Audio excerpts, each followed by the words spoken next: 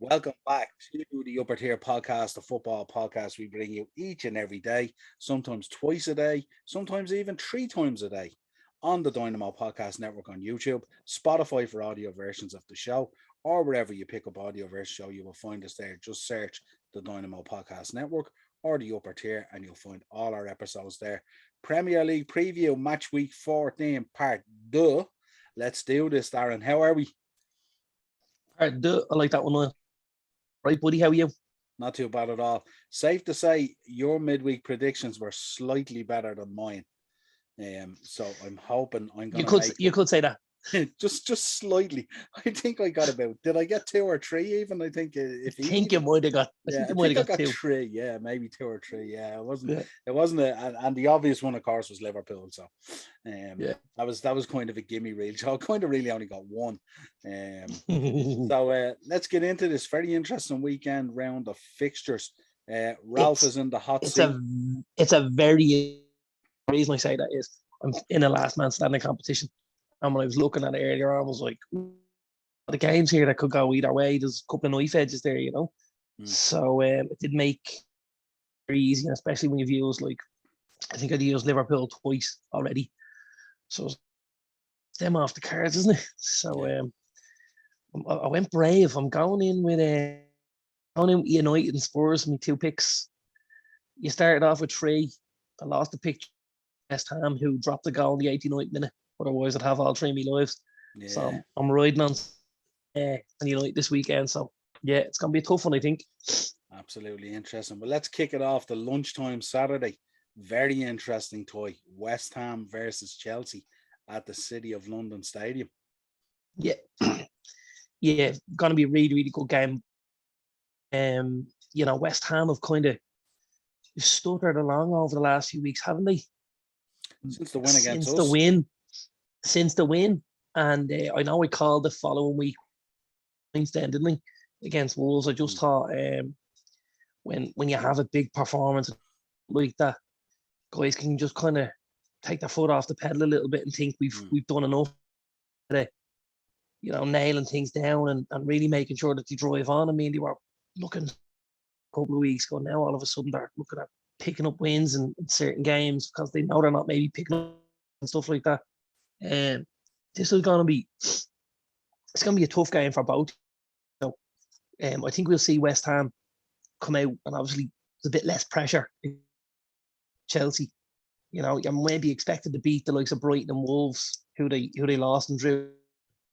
I think it's Chelsea that maybe you're not expected to win the game, and that's probably when they're most dangerous in the minute. West Ham. Yeah, I think they would have been very disappointed to drop those 2 points against Brighton there with that bicycle kick. I think they would have. It's so late. It's so late in the game as well. Yeah, so you can't even if it's react 50, 60 minutes, give it. Yeah, and in fairness to them, they did react really well, but time just wasn't on their side. I think there was like five maybe time. So you've 7 minutes to get the goal there. Even if you poke and prod enough, might not be enough time for you, will it? Yeah, I wouldn't have thought so. Especially with Brighton, they're so resolute at the back at times, yeah, absolutely. They always put in a shift for Potter, and I was looking. I think with Brighton now, if I'm right, is that no wins in 9? But 9 games now. But when you look at their position in the league, they're 9th still with 19 points, even though no wins in 9. So can you imagine if they had shown a bit of form where they could be in the league? And I suppose that's the big thing for them, going forward. Obviously, if they do find form again, 2-3 wins on the bounce here, and they're right back in it. They really, really are right in the mix. Yeah. And again, we know with Brighton that they can get these results. They play this stuff. It's all about scoring goals. They keep things relatively tight at the back. The boy Sanchez they're tight, they're well drilled, but it is going to be just taking chances. The other night, it's probably the hardest chance they've had in 9 games, and scoring. You're just thinking, Murphy's Law, this, isn't it? Yeah, absolutely. So West Ham Chelsea, what are you going for? West Ham Chelsea, I think, is going to be it's going to be tough for Chelsea. I don't think the early kickoffs are easy at times. You know what I mean? I think that you can kind of catch people cold sometimes. You know. I think I'm going to say score draw. You know, Chelsea have a couple of little injuries picked up here and there. There's just a few little changes in personnel at the minute. Just a few more than they'd like, I think, you know. Now, I know they've got probably Lukaku returning tomorrow, I'd imagine. Yeah. You know, there's no saying with first game back that he hits us all of his straps and stuff like that. West Ham to loot as well, won't they? And they'll create chances as well because they play that kind of ball and they will create. So I'm going to say this is going to be a 1-1 at the lunchtime kickoff. Interesting call. I think, if you looked at Chelsea the other night against Watford, certainly missing Jorginho and Kante made their midfield look just a little bit soft in terms of, you know, that solidness they bring to it there, where if you're playing forward and stuff like that, you know, you can rely on a Jorginho or a Kante there.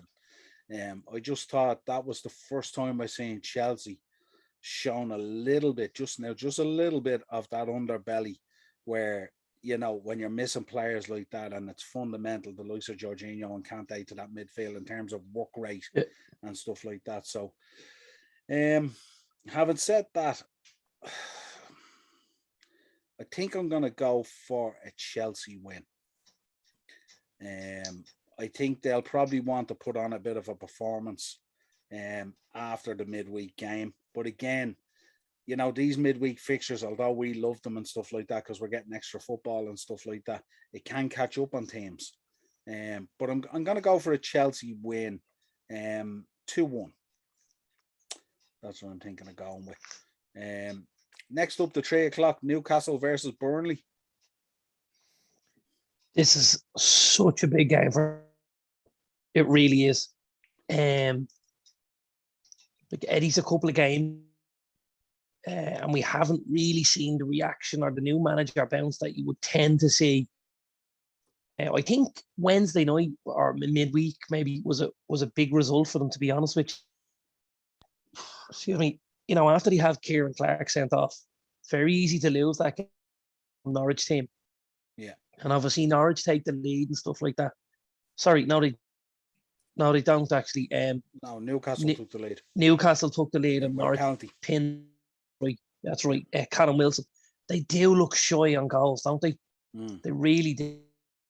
Like even the boy St. Maximin at the minute is looking a little bit off the pace and off where he was weeks ago when he was given that kind of a freer license to rove and stuff like that. Whereas I think now things are a little bit more structured at Newcastle. And that two players like St. Maximin and stuff like that. I think he's a bit more of a maverick and he's a bit more off the cut. I think that kind of free role would suit him a bit better. And when you're restricting like footballer, and he is their best footballer, I think it's only going to hurt you. You know what I mean? I think with Wilson in there, are they trying to use Sam Maximin slightly deeper? Did I pick that up the other night? Where they're trying to use him like the way they've switched Harry Kane at Spurs, that he's picking up stuff a little bit deeper, and he's becoming more of that creative role for Wilson. Is that what I picked up the other night? Because most times I seen him on the ball the other night, he was quite deep. Always picked up the ball quite deep, you know, in and around that halfway line, and got it on the half turn and got on it, guys. You know what I mean? But I think he tends to play a little bit further wide when Wilson is there game to game. We have seen him through the centre recently. You know, it's probably when he's been at his best, if I'm honest. When he gets wide and stuff like that, he can get you know, if the fullback's having a good night or he's having a bad night, it can out the game completely, and maybe doesn't look like the guy that he is. And I think this is really need to start getting points on the board here. You know, we talk about January, and obviously there's going to be money there to spend and stuff like that. They need to get to January first, don't they? And they need to get to January with a, you know, ability of you know, picking something up in January, and keep in it. Like, it's a struggle, isn't it? And they're coming up against a Burnley side that's quite resolute under Dyche as well. I mean, they've got a very strong back line there as well. But not only that, they've got players up front as well that can hurt you, the likes of Chris Wood and stuff like that. He'll have no problem mixing it up with The that boy, Newcastle back Maxwell line. boy Cornet is very, very good. Yeah. He's been excellent for them since he came in from Leeds. You know, really, really good. You got Wood, you got Westwood, you got Barnes, you've got you know, you've got the boy Dwight McNeil, who's a really good footballer as well, and stuff like that. I see this as a tough game for Newcastle, if I'm honest, man. And I'm probably on the side of Burnley here. I think Burnley will do this 2-1. Okay. I'm thinking 1-1 draw. I think this will be another kind of drab affair, kind of Dyche seeing it out away from home. Newcastle kind of probing, but not really delivering a whole lot. And I could just see this pitter out, another 3:00 one just to stay away from, really, in terms of your bets and stuff like that. It's just, I don't see much in it. So yeah. I think 1-1. Let's move on. Southampton versus Brighton. Yeah. Again, call, you know. Southampton obviously had a decent result midweek and stuff like that, you know. Had a good draw at Leicester there. And looked for a lot of the game like they might win it. Again, we've talked about Southampton looking at their best against maybe slightly above them in the league, that maybe give them a little bit of space and stuff like that, you know, whereas playing against teams on the lower end of the league, they seem to struggle because maybe, you know, they don't opportunity to play on the break the way they want it and stuff like that. They end up with too much possession and they don't know how to break teams. You know? Gotta say, I do like the boy Che Adams up front there. Nice little footballer, you know, took the goal well the other night. Puts himself about as well, doesn't he? Yeah, he really does gift in the kid, you know. He's been, you know, at times I kind of think he gets a little bit unlucky and the service hasn't been unbelievable at times. And he's picked up 4 league goals this 4 and 13. It's okay. You know, he's gonna get probably, if he gets 10 to 15 for Southampton this year league, that's a decent return for a guy down there, you know. It is. I mean, apart from Ward-Prowse, he tends to row his own boat, really, doesn't he? Because Armstrong has really flattered to deceive, really, hasn't he? Yeah. Massive game as well for both managers. Yeah. You know, the pressure's obviously way more on Graham Potter, isn't it? I think the pressure's on both equally, really, because Southampton don't find themselves in a very good position either. They're just hovering above what we would call danger, really, aren't they? They are, but I think they're going to hover there for most of the season. It'll be out in 15th or 14th or something like that. You know what I mean? Yeah, I don't think they've... Yeah, most below them are worse. But again, I think you know yourself, if you pick up a couple of injuries in the Christmas busy period or something like that, like if they were to lose a Che Adams or a Ward-Prowse or something like that, they could really struggle to create anything, really. You know what I mean? And that's where I'd be a little bit concerned. They didn't replace, really. I know they bought the boy Bradshaw in from Chelsea, but he's kind of had a couple of injuries. Had quite a few injuries this season as well, Southampton, you know. I okay this season. And I actually think they'll be okay in this game. So I think Brighton are a little bit devoid of confidence at the minute. You know, I know the goal the other night is a big and stuff like that. Tariq Lamptey has come back in from injury and he's phenomenal. The kid, he really, really is. Huge player for them. Huge, but I don't know if you can just put the onus on Lamptey and Cucurella on the left time to do all the creating, when I know that the wing backs they're going to bring width and stuff like that, but to leave on their shoulders, you know what I mean? Because they're 2 young players as well, and they did defensively. I think Southampton will get something out of this. I think this will be a score draw. I think 1-1 here.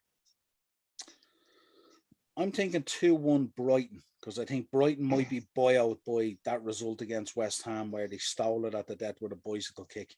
And I think they could feed off that. And I think with Potter, because we admire him so much and stuff like that, I think it eventually has to come from, doesn't he? Eventually, he's going to get a goal in off someone's arse and get a bit of luck, because he has missed a bit of luck, in fairness, in those 9 games, you know what I mean?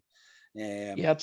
And there is a bit of an unsettling crowd there at the moment. And of course, he reminded them last week about their history. But I think he's under pressure to deliver a win, and I think Hasselhuttl's under a little bit of pressure because I don't know whether he's had his perfect starting 11 at times this season. I think he has struggled at times to pull that full 11 together. Not dissimilar to Arsenal at the start of the season where they didn't have their actual 11 and then they went on a bit of a run. But I think Brighton are going to take the points away here from St. Mary's. I think Potter's he's due a bounce back, and I think Southampton could be the victim of that really. Let's move on. Wolves versus Liverpool, Molyneux, 3:00. Yeah, probably one of the easier ones to call over this weekend. I would have thought.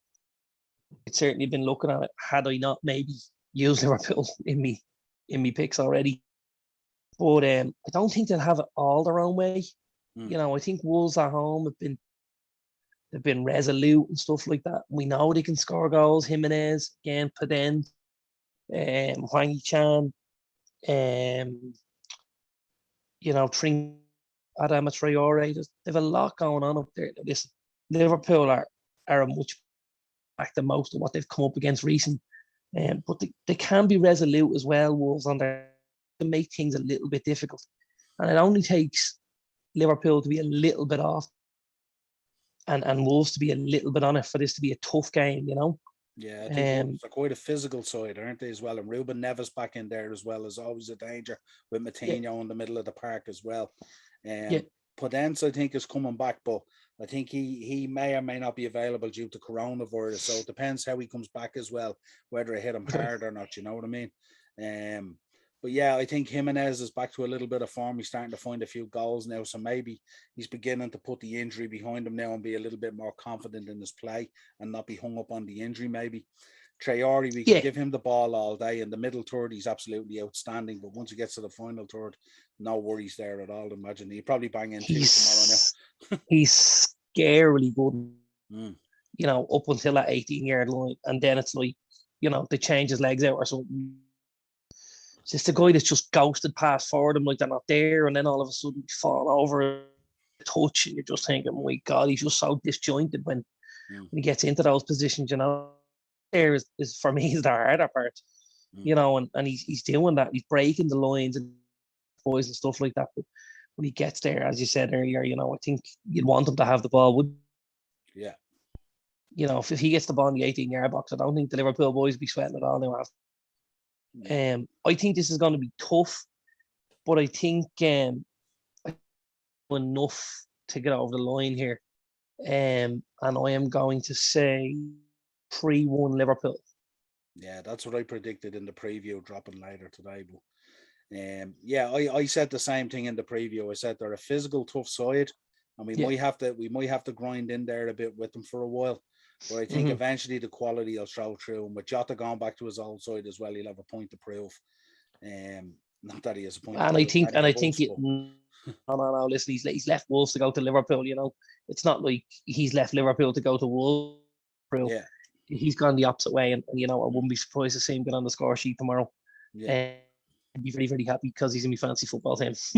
Happy days. Yeah, so I'm gonna go Sam. I think Liverpool 3-1, but I think it'll be tight for large portions of the game, and I think large portions of the game we might have to dig in a little bit and show a bit of our mettle in this one. Tough place to go. And again, I suppose it depends as well on the Chelsea result earlier in the day as well. It could be the difference between are we going to be 3 points behind or 5 points behind potentially, you know. Let's round out the half five, the tea time one, Watford versus City. Watford are in, you know, decent form. Picking up recently, and Ranieri doing a reasonable job since he's come back in there, isn't he? Yeah, absolutely. He really, really is, you know. Listen, you couldn't fancy City, but again, I just think it was easy. I think Watford will make it tough. They'll get in City's faces. We've seen, you know, Ismail Sarr, obviously Sarr's out now injured, isn't he? Yeah. But the boy Emmanuel Dennis as well, very, very good footballer. Lightning quick. I think they'll certainly trouble City at times. Whether they're actually break them down and score. I don't know. I may, but I don't think it'll be easy day at the office for them. But likewise, you'll know they've been in a game after, and I wouldn't be surprised to see City squeak it 3-1, maybe 2-1, something like that. A very similar sort of a game to Liverpool Wolves. Team that knows how to score, can make it tough at the back and stuff like that. But I think you'd fancy Liverpool and you'd fancy City to just do enough and to get over the line in a game like this. Yeah, I think in this game, I think what happens is if Watford match them man for man and they get a bit physical with them, they have some sort of a chance of hanging in there for a bit. I think if they try to play football, I think City will just play them off the park and get a bag load. So I'm gonna go. Yeah, the only thing I will say and about that Vicarage Road is it's the stand is right on top of the pitch. Yeah. Smaller pitch, maybe it doesn't have the space you want. The surface is pretty shocking as well at times. And it might just hamper City slightly. But again, I think City should do this 3-1. Yeah, I'm in around the same. I think a City win. I'm thinking somewhere 3-1, 3-0 or something like that. I don't even know if Watford will have a goal in them, to be honest. Because City's back line are outstanding as well. Let's move on then. The 2 o'clocks on Sunday, Leeds versus Brantford. Massive game. And absolutely. Leeds have looked very un-Leeds like. Is it 3 clean sheets on the bounce? Yeah. Clean sheets on the bounce, which for Leeds is unheard of at this stage. Really, really digging in. And I've seen a different side to how Leeds can play recently. This is important for them going forward, because we know they don't necessarily goals that they're going to score to win games. 2, 3, anything like that. Stuff like that. So they do need to keep things much, much tighter at the back. And they've been relatively stingy in the last few games with chances even given away. I think Leeds might pick up their win here. I think they've done enough and they've obviously, they picked up a result there during the week with the Rafinha penalty and stuff. But I think they might pick up another result this weekend. Brentford will again have been a little bit off the boil. Just don't look like they have the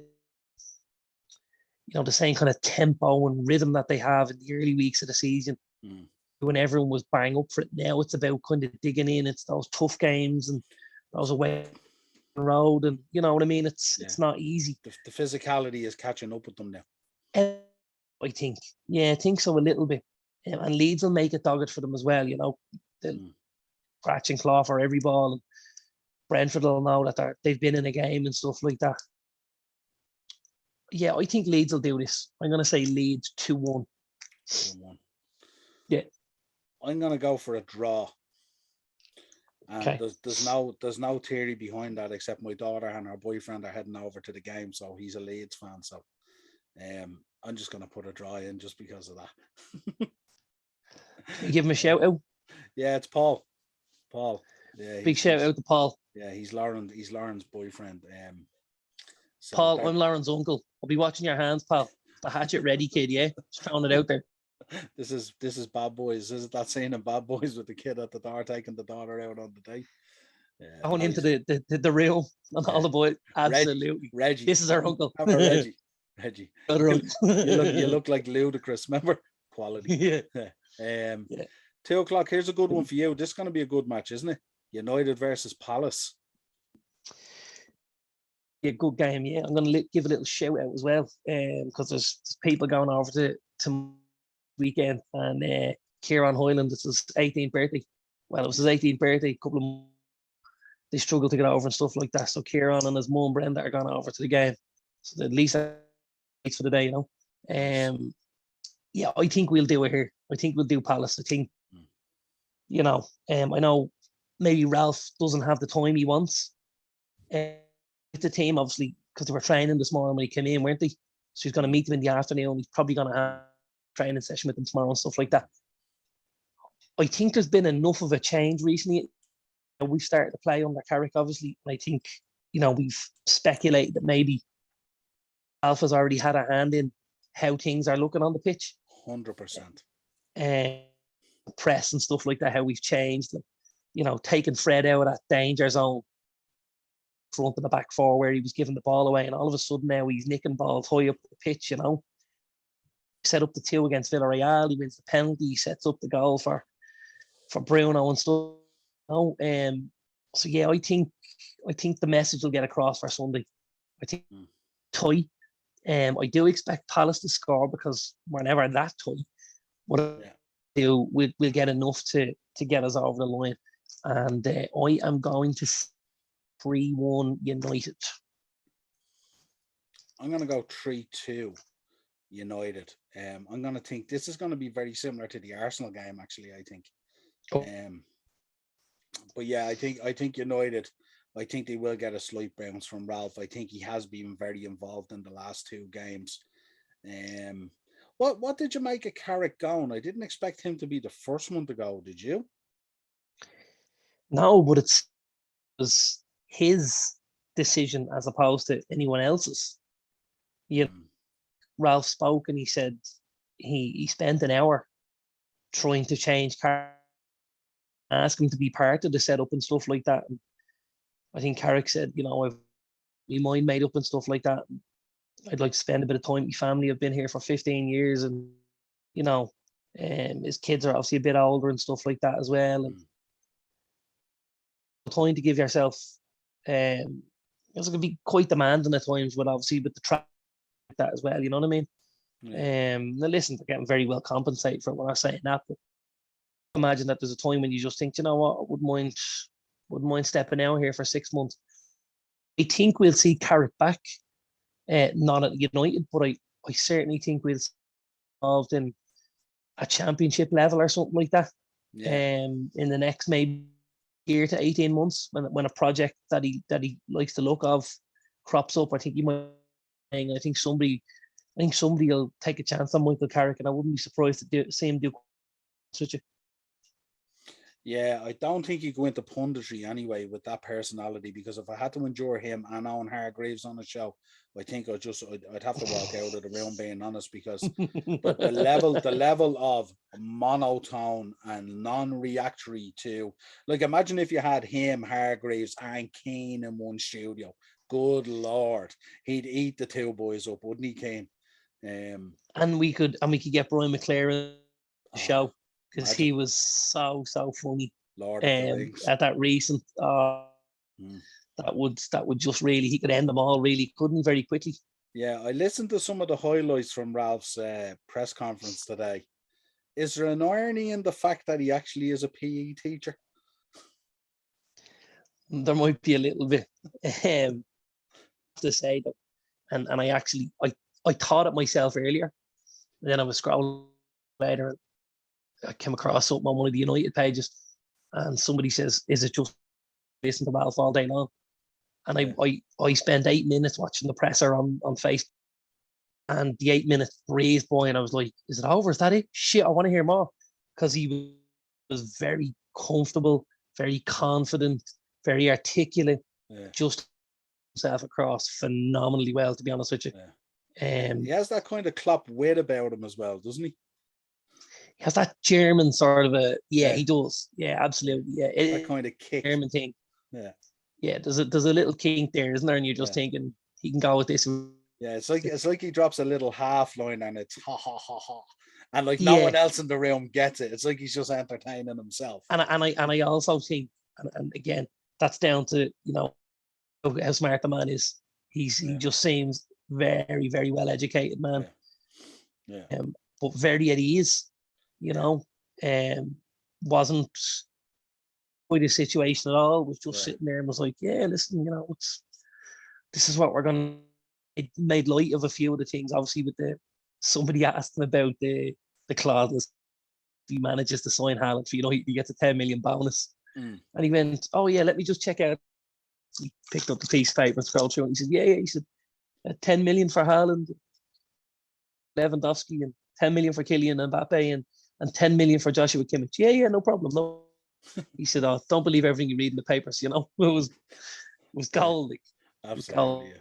Yeah, he's obviously studied Klopp and Tuchel, and he's obviously studied the British media before he came in. So he knows. Well, the boys both studied under way. him, didn't they? Yeah, but you have to start a certain way with them, because if you show any weakness from the beginning, that English media just eat you up and drive you insane once they grab hold of you, you know. Just ask Princess Diana. Just ask Jose Mourinho. Yeah. Some people don't help them. No. You know what I mean? No. Three.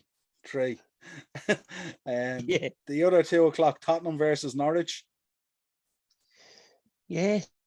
Beat now in the league under Antonio Conte, aren't they? Looked a little more resolute, let's say. Still coughing up a couple of chances. Very workman. But yeah, you can see an influence starting to creep in there, can't you? Yeah. There's definitely a game plan when they go out on the pitch now, isn't there? There's definitely a game plan when they go out on the pitch, and it's not just we'll try and score more than the other team. No, which is helpful, you know. Absolutely, it really is. You know. Hello, Leeds. How will we win this game? Well, if they score 2, we'll score 3. Okay, and it looks a lot better. You know, I still think obviously at the top end of the pitch we haven't gel as much. It was good to see Son, a massive fan, say. I think he's just a huge star. Yeah. And it was good to see him get back in the score sheet the other night. Whatever jersey you wear, I think you got to respect a guy like that, because he's and he puts it in every week, and he's got loads of quality. I really like the kid. Is still struggling. I put him into me fancy. I was like, right, after the internationals, I thought, here we go, Harry. Still struggling. I know. We'll give a shout to our Graham for a quick reminder. Our Graham coming from the mashup on the Mondays.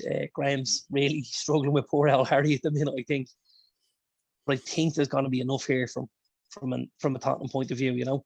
Norwich obviously on a, but I don't see them getting that now. Spurs of the weekend. I just think Spurs have too much firepower. Norwich, although they've picked up wins, they're struggling to score goals still, aren't they? Yeah. You know, like I think to beat Tottenham, you know, on Sunday, they 3, and I can't see them scoring 3. No, I'm the same. I'm going to go for a Tottenham win, and a comfortable win at that. Yeah, I think I'll say 3. Yeah. The 4:30, rounding out the Super Sunday, Aston Villa versus Leicester. The master versus the pupil, kind of, isn't it? Really looking forward to this, I have to say. Yeah. Really looking forward to this. Brendan and Stevie G. You know, they were very unlucky as a duet not to get a title, weren't they, at Liverpool? But for Steve slipping, you know, that the game at Selhurst Park as well obviously was a big curb stomp there, wasn't it? That stopped them in their tracks as well, you know. Yeah, absolutely. But yeah, I think this could be a good game of ball. Leicester start to put a few and still far too leaky, you know, for my weeks, I have to say. But again, when I look at the Leicester backline, I don't always think on a play. I know Johnny Evans has come back into it recently, and so Soyuncu and stuff like that, but they've also Party, who's not a centre back. He's a centre midfielder, and he's kind of plugging a gap. And when he doesn't really look good there, they're missing our friend Wesley, massive. You know, they really are. Fofana, he's just been unbelievable since he came in, and obviously being injured and stuff like that is really hurting Leicester. And then in the fullback positions as well, they've been missing guys as well. I think we might see a stalemate here, I have to say. I think there'll be goals, but I think there'll be an equal amount of goals. I think the way maybe Southampton shared the points 2-2 midweek, I wouldn't be surprised to see something like that. You know, 2 on Sunday, 4 o'clock, couple of goals. I'd be delighted with that now, I have to say. Well, that's the way I'm gonna err on that side. So you're going with a draw, is it? A 2-2 draw. 2-2 draw. Oh, go for here? I think this match is one of those matches that could be set up, for one of those classic 4-3s. I Right. just don't know which side's going to get the fourth. That's the problem. I'm going to back my boy Stevie for a win, and I'm going to go a high scoring game. I'm going to go 4-3. I think this is just going to be end to end. Both defenses a little bit shaky, let's say. Both attacking lines absolutely awesome. Ollie Watkins back there the other night doing really well. But I also noticed Soyuncu in his game, that header that he gave up where he didn't even challenge for it, ball just went over him, was absolutely shocking. For And a guy, normally. And Soyuz, he's a serious unit. Yeah. Like it's that's where I really think they're missing Fofana, aren't they? It's a confidence thing as well, isn't it? And as you said, Johnny Evans only back, who normally brings a hell of a lot to that defense as well. But that goal to me looked like a defense that was a little bit lacking confidence. Everybody's kind of looking at each other, and they do. It looks it kind of looks as it looks at United at the minute, where people are going, who's going to stand up and be counted? The minute there's kind of nobody. Who can I pin this on?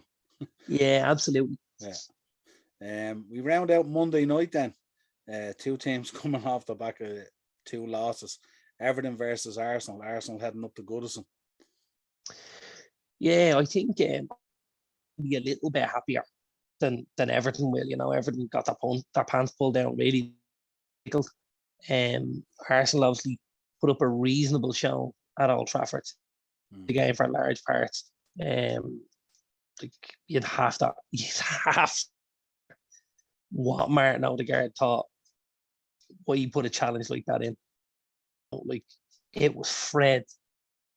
Everyone knows I love the guy. I'm a fan of him. Probably hasn't got the quality maybe up that end of the pitch to necessarily. I know he'd obviously put the ball in for Bruno's goal and the assist and stuff like that. But I think, like, if you see Fred coming onto the ball like that, you don't need to make that challenge. It's such an attacker, and that's cost them. They've came over that base. Other than that, they were in the game. I know the first goal, there's been talk about the first goal and stuff, but for me, it's a perfectly good goal, if I'm honest. Like, the head, he goes down under the challenge. He must believe it's an Arsenal player that stood him, because he goes down like he's been, and he's on the deck, and you're just thinking, you're a goalkeeper, pal. You're playing the Premier League. Like a little more than that, and be up and ready, and he stops the ball and then goes down on it. And you look for it and something like that, But yes, it was poor. But I think I can only see Arsenal winning this game. I have to be honest with you. I think Arteta going back to Goodison, Rafa under a lot of pressure, not scoring the goals they need, and Arsenal look at a much better side. And Arsenal win here, if I'm honest, man. Do you think Arsenal will fancy the physicality of it, though? Yeah, I do. Yeah, I think Arsenal are a different side than they have been over the last few years. Showing away from that as much. They've obviously got that whole back now is completely different than it has been. Obviously, you've got Ramsdale, who again, game and during the week make some good saves. Perez and Tomiyasu on the wings, or the wing backs and stuff like that. And then you've got Ben in the middle, who have looked a little more solid and stuff like that. They really have. I think Arsenal will win this, I have to say. I think it'll be dogged, but I would back Arsenal here, I must say now. Yeah. Yeah, go ahead. No, I think I'll say, I think they will score Everton, as they did the other night. But again, I just don't think they're there to match what Arsenal have out, and the way Arsenal are playing at the minute with that confidence and stuff like that. I'll say 2-1 Arsenal. Okay, my Reds fans won't enjoy this, but I think this is going to be a 1-1 draw. I just don't think the physicality of Everton, although Arsenal have shaped up somewhat, I think Partey in the middle, I think he's shocking. I think he's been so Do disappointing. you? Yeah, I think he's been absolutely shocking. And I think And see, I think Aubameyang up front. I think when you get into a physical game with Aubameyang, I think he goes missing. I don't think he fancies it. And I think the only way Arsenal win this game is if they push Lacazette in there, because I think Lacazette relishes the physicality. I think Aubameyang doesn't fancy it at all. So that's my thinking. So I couldn't disagree with you with the Aubameyang. Yeah, I think if he's one of those guys, you'd be telling your team before the game, a couple of minutes he'll go missing for the next 85. I think that's absolutely. But geez, I gotta say, I like the boy Partey. I have to say, I think to run the games together because he picks up an awful lot of England. And maybe that's getting used to the physicality of England, because obviously when you come from Spain, the midfield is different in Spain than it is in England. Like, this is super. It's tackles, it's shoulders, he's on the ball and stuff like that. But I certainly think he has ability, this kid. I just think he needs a run of games to maybe put his best foot forward in an Arsenal jersey, I don't know. I just think he's shocking. I think when Arsenal are looking for their senior players to actually grab a game by the balls, I think it's the youth that they're relying on. I think Aubameyang goes missing. I think Partey goes missing. I thought Partey against United the other night was shocking against McTominay. Shocking. I don't think he stood up to him at all. I don't think he had his best game, but I don't think he was necessarily awful either. And again, we saw again another change in how Scott's playing at the minute. He's far more of a defender now than he's ever been. Like we were playing him as a defensive midfielder, but he was playing really box to box because he was trying to arrive late, go boy players and do stuff like. Whereas now you're seeing him sit, and he's just not getting involved at all. And he's like, "This is my job. I see." And when we're struggling and when we're we're not in control of the ball, they could even drop into the back five, which is obviously what he does at Scotland. He plays in that back line. But yeah, look, I think Partey's a good footballer. I have to say, really, really do. I think we probably haven't seen the best of him yet, but that's not a surprise for a centre midfielder, Premier League. I think the other issue was, and I have to say this, I think you're gonna look worse with El Nene beside you, or with Sammy Lokonga. I think the boy Lokonga looks very, and I think I think maybe Partey was looking around going, in here to give me a dig out, you know what I mean? And maybe sometimes you're not up for it then. But it looked like that to me. Whereas I think when he gets his mate Sammy Lokonga, because I think Sammy will play instead of El Nene, when Sammy comes back in with him, I think you'll see a different Partey on. It's bad when you're relying on that though, isn't it? It's not great. Yeah, like I suppose it's not great. No, it's not. We can't disguise that, but I just think it can happen. We've seen it happen with centre halves. We've seen it happen with centre midfielders and stuff like that. When a guy goes in and they're not with the partner they want to be in there with necessarily, or the partner they trust, they can drop a little bit and look around and go, well, I'm having to do extra here because maybe he doesn't track the way this guy tracks, or not as physical, or he doesn't have the ball as well. I just think it's a modern day footballer, isn't it?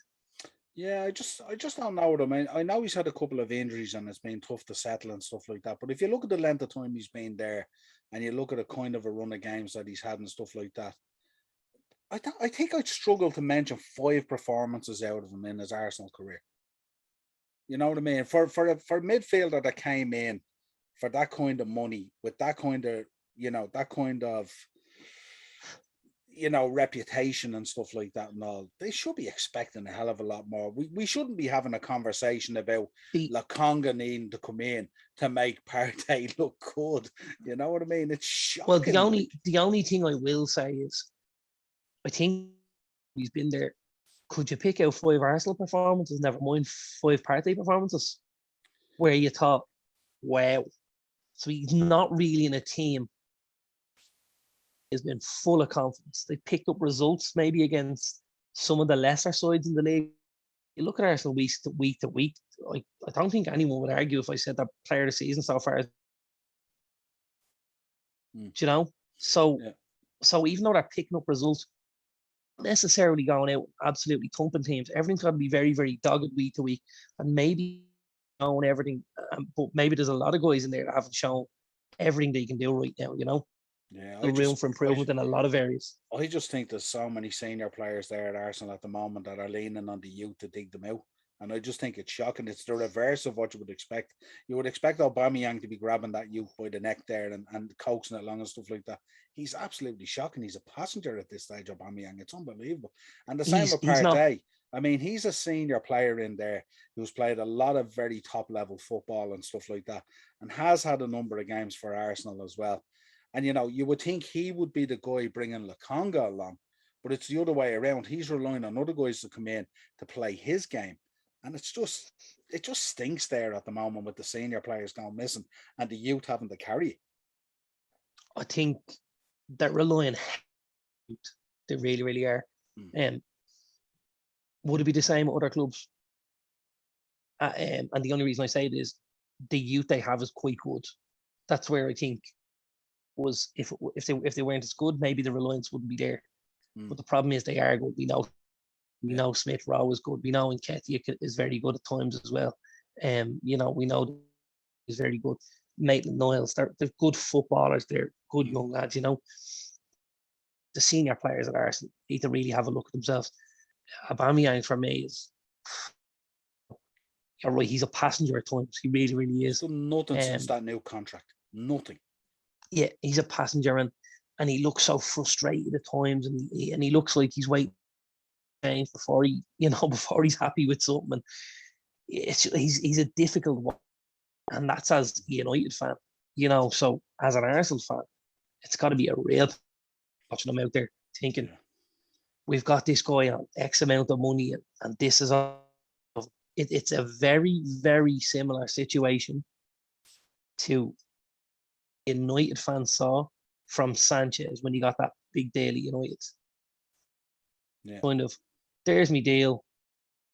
Here's where I am, and gonna be, and you know, I probably, I know there's a lot of talk. Arsenal are looking for a focal point up front. Wouldn't be surprised to see them in January try and go out and get something. 100%. I know. I mean, if they want to challenge at all for top 6 or top 7 or whatever European places, 100% they have to go out. I think, like we talk on this program about the AFCON coming up and how it's going to affect Liverpool and stuff like that. I think the Arsenal fans would be delighted when Aubameyang goes off to the AFCON. I think it'll be a sense of relief. They can throw the armband on the new guy. They can put another focal point up there, either Martinelli or something like that, or bring in a signing, and change it up totally. Maybe you've Lacazette running the team or something like that. I think this guy's stealing a living, and I think they're scared to make a decision on him because he's kind of like, he could be a little bit cancerous there in the dressing room.